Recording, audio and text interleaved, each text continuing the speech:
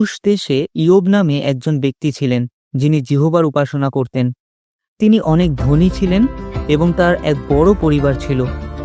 তিনি খুব দয়ালু ছিলেন, আর তিনি গরিব ব্যক্তিদের, বিধবাদের এবং অনাথ সন্তানদের সাহায্য করতেন।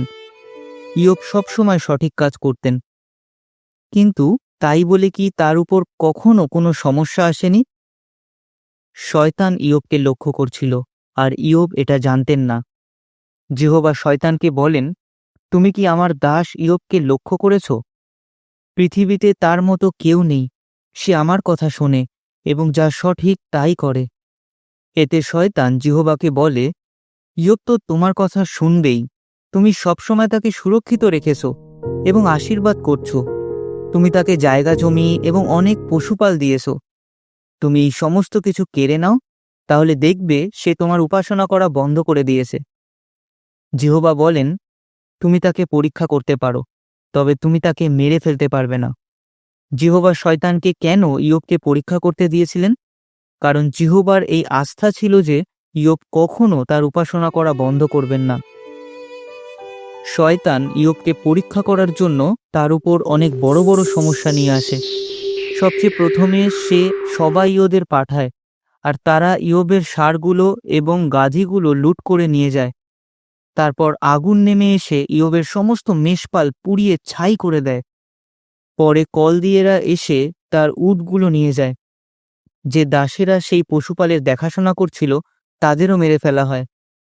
এরপর ইয়োবের জীবনের সবচেয়ে দুঃখজনক ঘটনা ঘটে। তার সমস্ত ছেলে মেয়ে যে বাড়িতে খাওয়া দাওয়া করছিল সেটা তাদের উপর ভেঙে পড়ে, আর তারা মারা যায়। ইয়োব একেবারে ভেঙে পড়েন, তবে তিনি যেহোবার উপাসনা করা বন্ধ করেননি।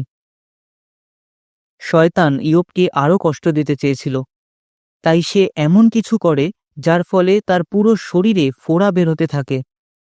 তাকে প্রচণ্ড কষ্ট সহ্য করতে হয়। তিনি জানতেন না যে কেন তার প্রতি এই সমস্ত কিছু ঘটছে, তবে তিনি যেহোবার উপাসনা করে চলেন।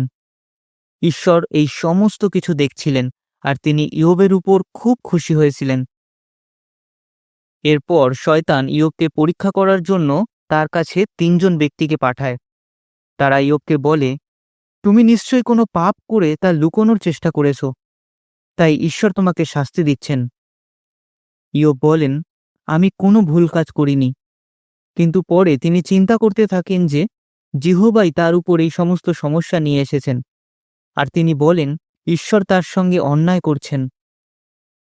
ইলিহু নামে একজন যুবক চুপচাপ তাদের কথা শুনছিলেন। পরে তিনি কথা বলতে শুরু করেন।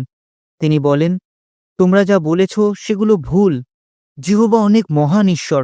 তিনি কখনো কোনো মন্দ কাজ করতে পারেন না।